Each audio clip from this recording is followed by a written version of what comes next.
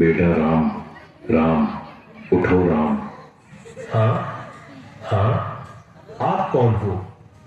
मैं मोहनदास करमचंद गांधी हूँ। मोहनदास करमचंद गांधी अर्थात महात्मा गांधी? हाँ बेटा, लोग मुझे इसी नाम से ही पहचानते हैं। बेटा इधर आओ, तुम क्यों उदास लग रहे हो? बापू, बात यह है कि कल आजादी का पर्व है और मुझे कल स्कूल में उसके बारे में कुछ बोलना है, इसलिए। उसमें क्या बड़ी बात है, आजादी के बारे में कुछ बोल देना। लेकिन बापू, क्या सच में हम आजाद हुए हैं? तू ऐसा क्यों बोल रहा है? चलिए बापू, मैं आपको कुछ दिखाता हूँ। देखिए बापू, उस घर में। मम्मी पापा, मुझ पर थोड़ा रहम करो प्लीज, मुझे आगे पढ़ने दीजिए। मैं आगे पढ़ना चाहती हूँ और डॉक्टर बनना चाहती हूँ। बस बेटा, आपने बहुत पढ़ लिया। हमारे समाज में लड़कियां इतना पढ़े यही बहुत बड़ी बात है। पढ़ना लिखना छोड़ो और अपनी शादी के बारे में सोचो। क्या मुझे पढ़ने लिखने की और मेरे सपने पूरे करने की भी आजादी नहीं मिलेगी? आइए बापू, उस घर में भी देखते हैं। मेहरबानी करके आप यह व्यसन छोड़ दो और घर में भी ध्यान दिया करो।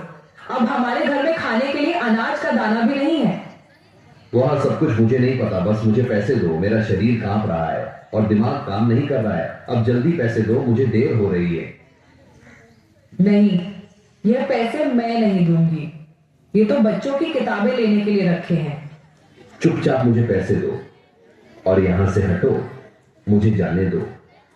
हे ईश्वर, मेरे पति की इस व्यसन की आदत से मुझे कब आजादी मिलेगी?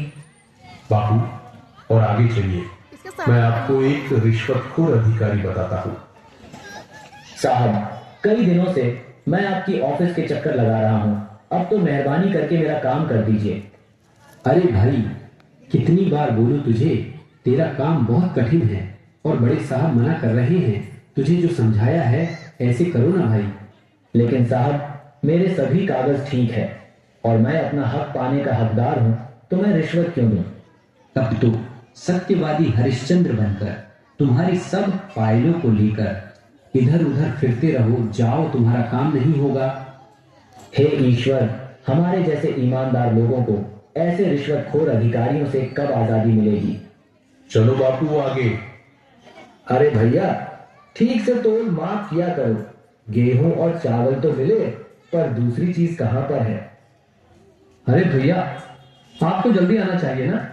बाकी सामान तो सब खत्म हो गया है। आगे से ही कम सामान आया था, उसमें हम क्या कर सकते हैं? आपने तो कल ही सामान देना शुरू किया है, तो खत्म कैसे हो सकता है?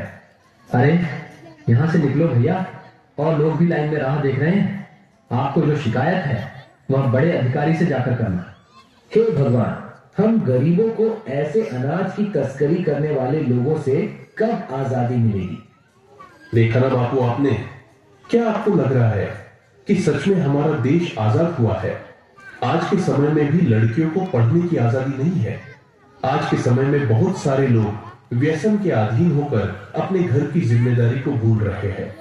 यहाँ पर सरकारी अधिकारी भी रिश्वत लेकर अपना काम करते हैं।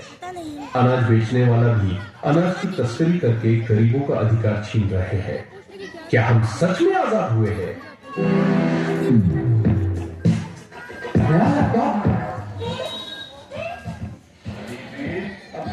इसमें भी ऐड आता? हाँ, वो डाउनलोड हो ही नहीं रहा था, पैसा मांग रहा था।